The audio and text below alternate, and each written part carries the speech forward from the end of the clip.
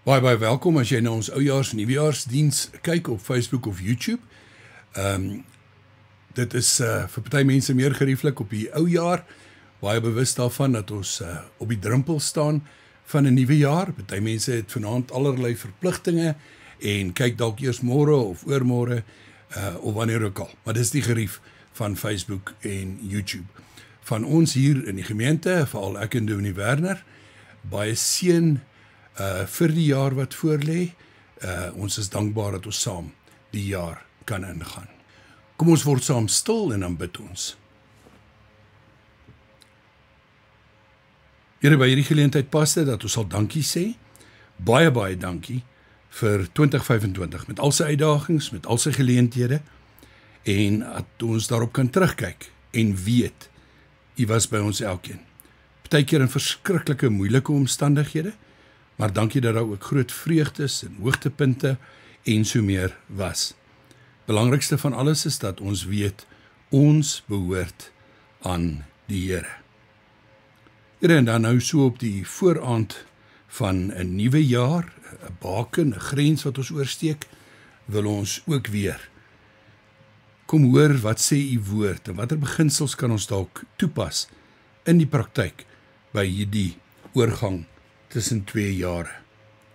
Ons gebed is natuurlik in die naam van Jesus Christus, in afhanklikheid van U en op grond van U oorwinning. Hoor ons asseblief. Amen.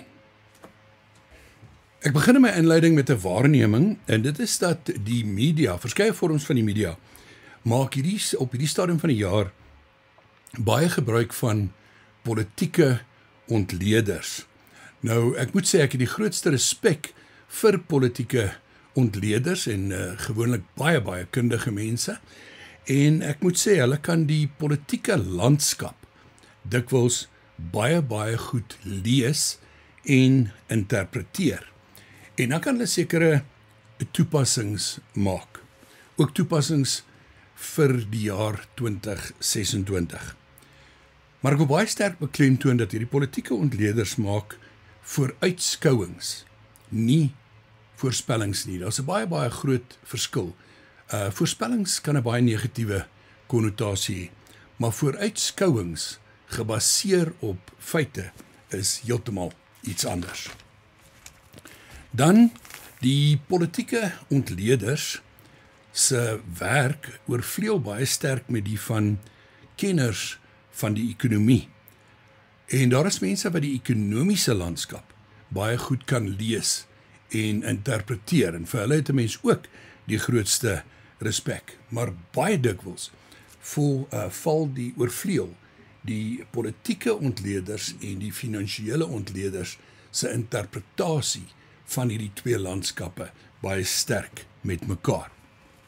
Nou dit inleidend.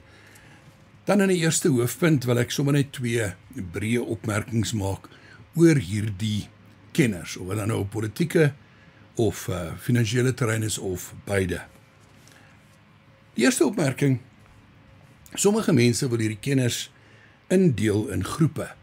Byvoorbeeld, om te sê, sommiges is pessimiste, sommiges is optimiste en sommiges is realiste. Nou dit gaan nie net vir die kenners nie.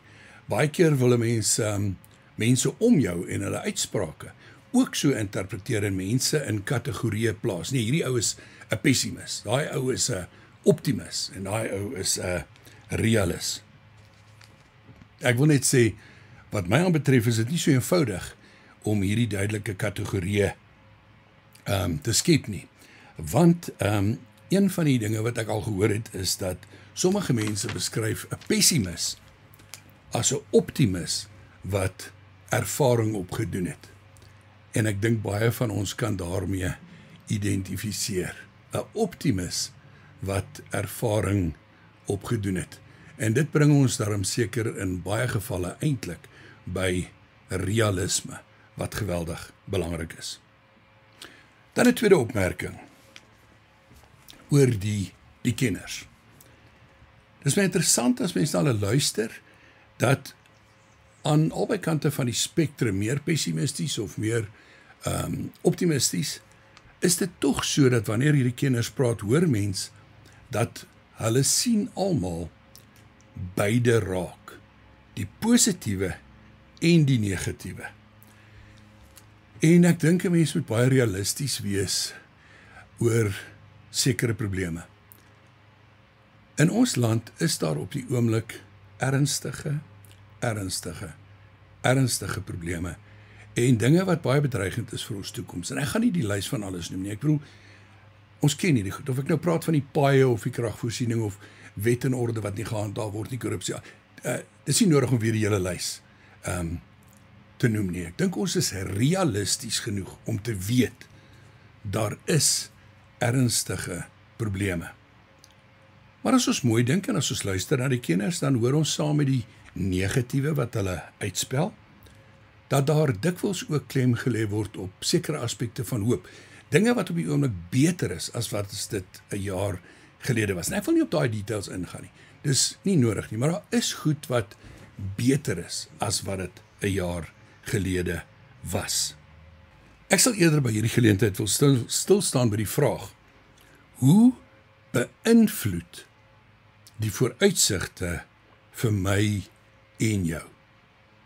Ek herhaal, hoe beïnvloed die vooruitsigte vir my en jou? Hoe affekteer dit die manier waarop ons praat en dink en voel en ons gemoedstoestand en so meer? Maak dit vir ons moedeloos? Maak dit ons negatief? Wek dit by jou miskien vrees, sterker gestel as net negatief? Of hou jy tog moed midde in die realiteit van ons situasie? In 'n tweede hoofpunt, ek wil graag 'n paar aanknopingspunte gaan soek in die situasie van God se verbondsvolk Israel net voor hulle intog in Kanaan. Die volk is verlos uit Egipte, het die 40-jarige periode in die woestyn beleef, en hier in Numeri 13 en 14 lees ons dat hulle staan nou eintlik op die drempel van hierdie intog in wat beskryf word as die beloofde land. En ek sê ek wil 'n paar aanknopingspunte daar gaan soek. Definitief nie is gelyk aan tekens sit tussen die situasie toe en ons situasie nie. Maar kom ons kyk na die aanknopingspunte of raakpunte. Ek gaan dit wat daar gebeur, wat ons lees in Numeri 13 en 14, onder 'n paar subhoofies indeel. Die eerste subhoofie is die opdrag, en dit is baie belangrik. Kom ons lees die Here se opdrag in Numeri 13 vers 1 tot 3. Die Here het vir Moses gesê: stuur manne om Kanaan, wat ek aan die Israeliete sal gee, te verken. Uit elke voorvaderlike stam moet jy een stuur wat 'n leier onder hulle is.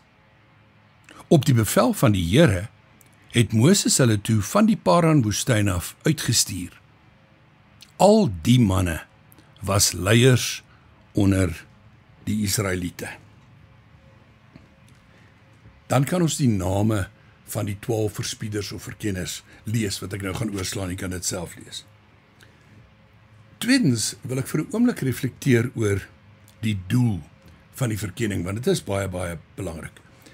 Ek dink, as ek dink hoe ek groot geword het en soort van idees wat mense in jou kop gehad het, persepsies, dan was dit dat die 12 verspieders uitgestuur is en dat op grond van hulle verslag, naïef gestel, Moses hulle 'n besluit sou moes neem of hulle die land gaan, die intog gaan doen of nie, maar dit is glad nie korrek nie, en dit is my geweldig belangrik. Die doel van die uitstuur van die verkenners is nie om te besluit of hulle die land gaan ingaan nie, maar om voorbereid te wees. Ons moet baie duidelikheid daaroor hê. Die Here het die opdrag gegee en die Here het die belofte gemaak dat hulle die beloofde land sal ingaan en dat hy dit aan hulle sal gee. Ek wil dit op 'n baie naïewe manier vergelyk met die ingaan van die nuwe jaar. Ek en jy besin nie vanaand of môre of wat ook al oor of ons nou die nuwe jaar sal ingaan op grond van die positiewe of die negatiewe in ons land nie. Dis 'n gegewe. Ons, as daai oorlosie vanaand ons tyd 12 uur slaan, dan begin 2026 en ons is daarin met wat ook al op ons wag. Ek sê die doel van die verkenning was dat hulle voorbereid kon wees. Kom ons lees dit in Hoofstuk 13 vers 17 tot 20.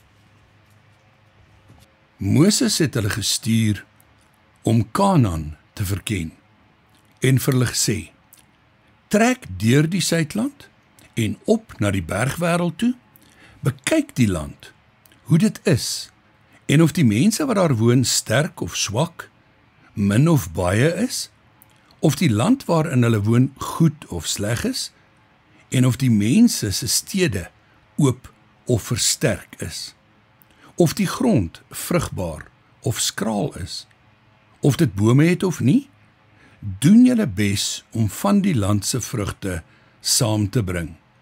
Dit was juis die tyd van die eerste ryp druiwe. Natuurlik lees ons daarna in die volgende verse dat hulle toe gegaan het, hierdie 12 manne, 12 verspieders, en hulle het die land gaan deurkyk en beoordeel. Dan tel ons die verhaal op by vers 26, waar die verspieders terugkom en verslag doen. En het is baie interessant dat die 12 dan nou nie 'n eenparige verslag lewer nie, maar wat ons kan noem 'n meerderheidsverslag deur 10 en 'n minderheidsverslag deur net 2 van die 12. Maar kom ons lees dit soos dit daar staan van vers 26 af. Die verkenners het toe by Moses en Aaron en die hele vergadering van die Israeliete by Kades in die Paran-woestyn aangekom. Daar het hulle aan Moses hulle en aan die hele vergadering verslag gedoen en vir hulle die vrugte van die land gewys.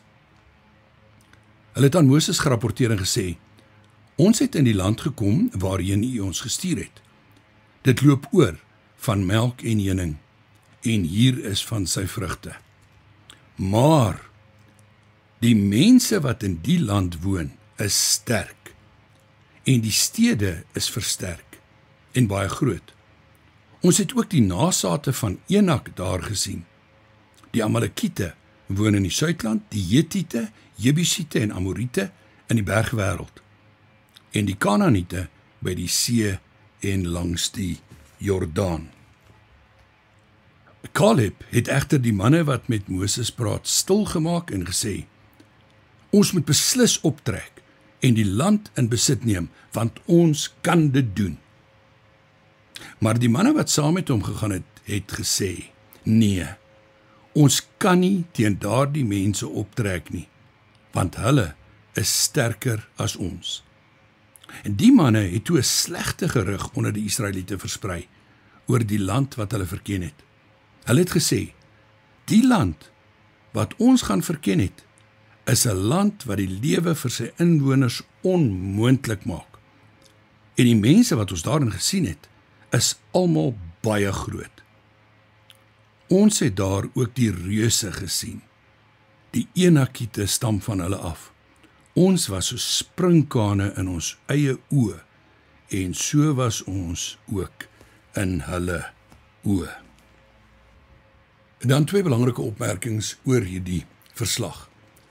Die heel eerste is, beide, die wat positief is en die wat negatief is, die meerderheidsverslag en die minderheidsverslag.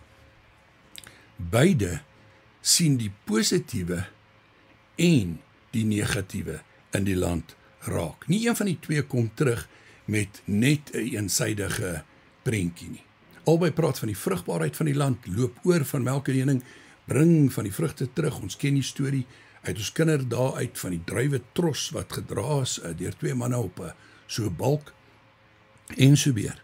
So beide sien die positiewe en die negatiewe, maar die impak van dit wat hulle gesien het, is verskillend op hulle. Op die wat die minderheidsverslag lewer, is die impak: ons kan dit doen. Basies, ek gaan dit hervertaal, ons moet die Here se opdrag uitvoer en ons moet hierdie land ingaan. Ons kan dit doen. Die groep wat die meerderheidsverslag lewer, die impak op hulle is, al het hulle die positiewe en die negatiewe gesien, nee, ons kan nie. Die taak is te groot. Dis onmoontlik. Ons kan dit nie doen nie. Dit bring ons by die derde hoofpunt. Die volk is nou verskriklik negatief, maar uiteindelik kom Moses en Aaron en Caleb en Joshua sluit by hulle twee aan en hulle lewer 'n pleidooi en 'n motivering vir die volk. En dit is 'n baie belangrike boodskap. Kom ons luister daarna soos dit staan in hoofstuk 14, vers 5 tot 9. Moses en Aaron het toe voor die hele vergadering van Israeliete, wat daar saam was, op hulle knieë geval. Ook het Joshua, seun van Nun, en Caleb, seun van Jefune, manne wat saam die land verken het, hulle klere geskeur en vir die hele vergadering Israeliete gesê: Die land wat ons gaan verken het, is 'n buitengewoon goeie land. As die Here ons goedgesind is, sal hy ons na hierdie land toe bring en dit aan ons gee. 'n Land wat oorloop van melk en honing. Julle moet net nie teen die Here in opstand kom nie. Moet ook nie vir die mense van die land bang wees nie, want ons sal hulle maklik verslaan. Hulle gode sal hulle nie kan beskerm nie. Die Here is by ons. Moenie vir hulle bang wees nie. Hierdie boodskap basies in 'n neutedop, ja, daar is uitdagings, maar hou rekening met God. Hierdie intog is nie die idee van mense nie die volksinisiatief nie. Dit is 'n reaksie op die gawe, die genade en die opdrag van God self. Kom ons kyk in 'n vierde hoofpunt, na ons eie situasie. Ons mag realisties wees, ek wil so ver gaan as om te sê, ons moet realisties wees, oor die negatiewe en oor die verkeerde in die land. Daar is 'n magdom van dinge wat verkeerd is en uiters kommerwekkend is. Ons hoef nie net realisties daaroor te wees nie, ons mag ook eerlik daaroor wees. Maar ons moet ook sekere dinge doen. Ons mag en moet planne beraam. Ons moet strategieë beplan. Ons mag druk plaas op die regering en regeringsorganisasies. Ons mag sektore in die regering wat nie werk nie, en wat nie hulle verantwoordelikhede nakom nie, mag ons uitwys en aanvat.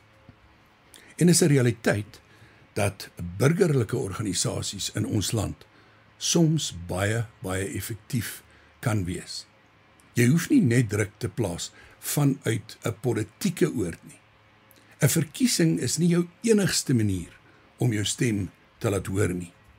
Daar is geweldig baie plek vir burgerlike organisasies en ons as gewone burgers om hande te vat en die probleme aan te spreek.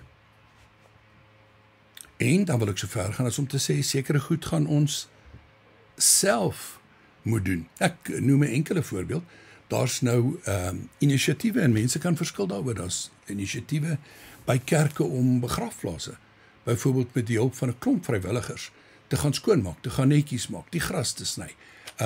Wat ook al. Dis 'n enkele voorbeeld van waar mense inspring en self iets doen.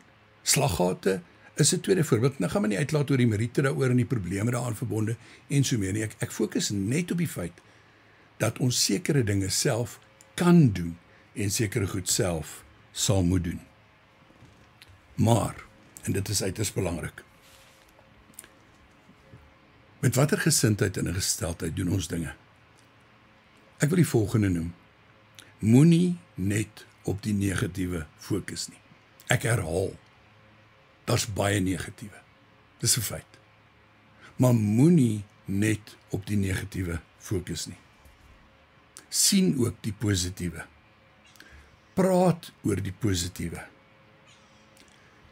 Ek wens ons kan 'n tendens in die media begin om mooi stories oor te vertel. Goeie stories van waar mense mekaar help, bystaan, beskerm, tegemoetkom. Nie net waar mense mekaar aanval en doodmaak en beroof en so meer nie. Daardie positiewe klimaat bestaan nie in die media nie. Ons kan daaraan werk. Maar dan kom ons by die belangrikste van alles. Hou rekening met God.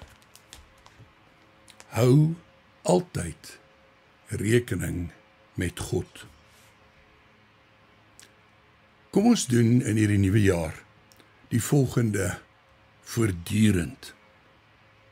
Die ene is, kom ons bely ons afhanklikheid van God gereeld. Tweedens, kom ons maak baie meer van gebed. Kom ons bid individueel en in ons gemeente meer vir ons land, vir onsself en vir ander mense. Ek wil afsluit. Deur Jesus Christus is ons God se kinders. Is ons deel van sy geestelike verbondsvolk. Kom ons werk asof alles van ons afhang en kom ons bid asof alles van God afhang. Amen. Gebruik die gerus die geleentheid om die pausknopie te druk en daar waar jy is of in stil gebed te verkeer of as gesin miskien 'n paar geleenthede te gee vir hardop gebede.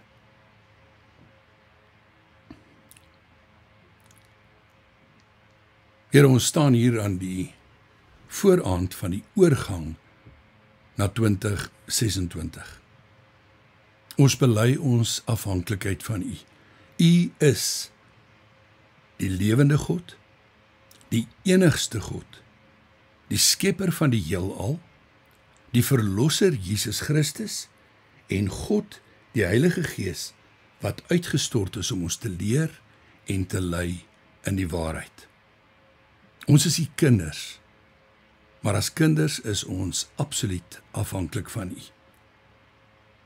Maar Here, nou wil ons bid dat U daardie besef van afhanklikheid ook sal dit oorvloei in 'n besef van dat ons verantwoordelikheid moet nakom, dat ons planne moet maak, dat ons inisiatief moet neem, dat ons hande moet vat en dat ons saam hierdie nuwe jaar en die uitdagings tegemoet sal gaan in U naam.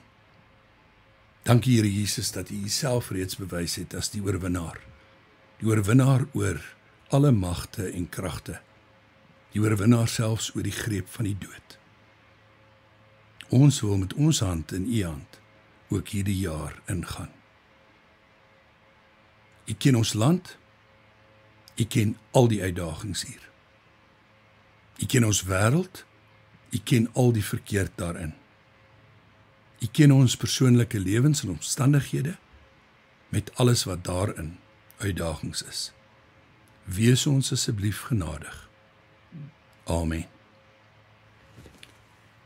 Die genade van die Here Jesus Christus, die liefde van God ons Vader en die seënende teenwoordigheid van God die Heilige Gees bly by jou. Amen.